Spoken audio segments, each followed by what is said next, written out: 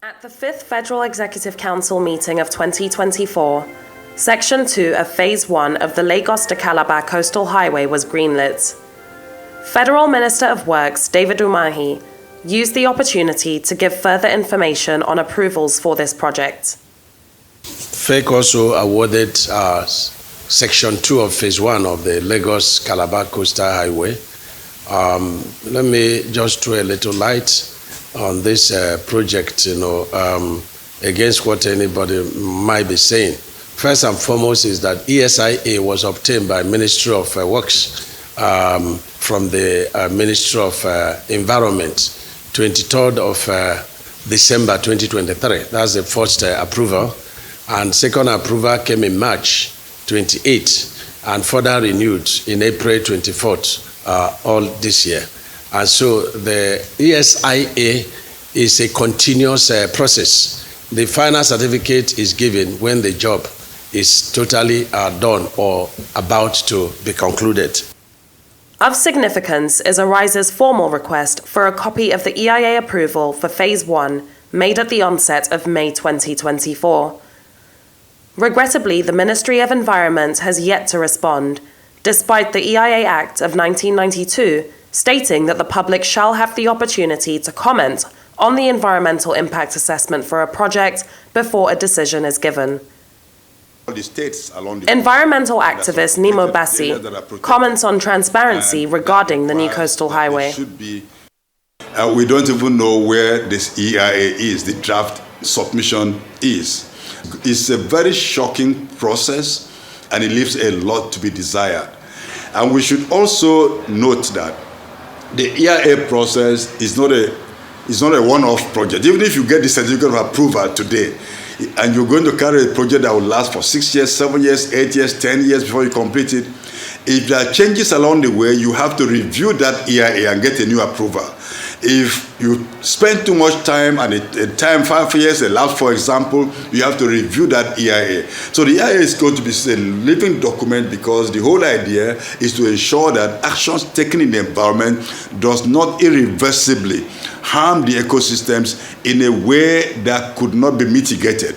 There has to be full-scale consultation, full-scale information sharing.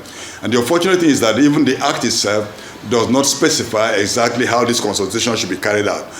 Regarding the procurement process, the Minister of Works outlined 3 approaches that can be followed. And the procurement also followed the procurement process. There are 3 kinds of procurement. There is the one you do competitive bidding by advertising. There is one you appeal to BPP and do what is called selective bidding. And then you list the number of contractors that you want to bid.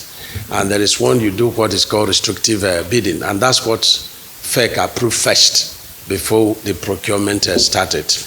In accordance with Section 38, subsections 1 and 2 of the Public Procurement Act 2007, Arise submitted an official request to the Bureau of Public Procurement on May 6, 2024, seeking a copy of the procurement proceedings report for the Lagos to Calabar Coastal Highway. As of now, we have yet to receive a response. This report is pivotal, as it should furnish the public with comprehensive information regarding the process through which the contract for the coastal road was awarded to High-Tech Construction. There are now well-defined practice and procedures that government and government institutions must follow in awarding contracts to external suppliers or contractors under any guise. The provision of Section 24 sub 1 of the Act is very sacrosanct, which I consider to be a level playing field provision. So, save as provided under that provision, all government projects must go through open competitive bidding.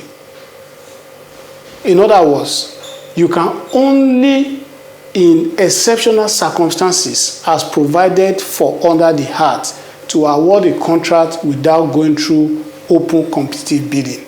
Under the Public Procurement Act, specifically the provisions of Section 42 of the Act, the government can engage any contractor through direct procurement.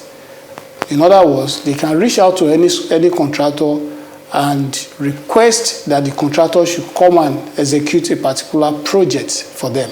However, the terms and conditions as stipulated under Section 42 must apply. For instance, a procuring entity may carry out any emergency procurement where the goods, works, or services are only available from a particular supplier or contractor, or if a particular supplier or contractor has exclusive rights in respect of the goods, works, or services, and no reasonable alternative or substitute exist.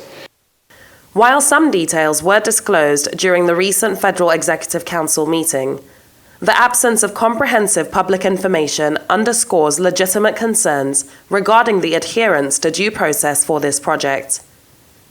It is imperative to uphold transparency and accountability as mandated by law by ensuring that documents such as approved EIAs and procurement proceedings reports are accessible to the public. Leila Johnson Salami, Arise News.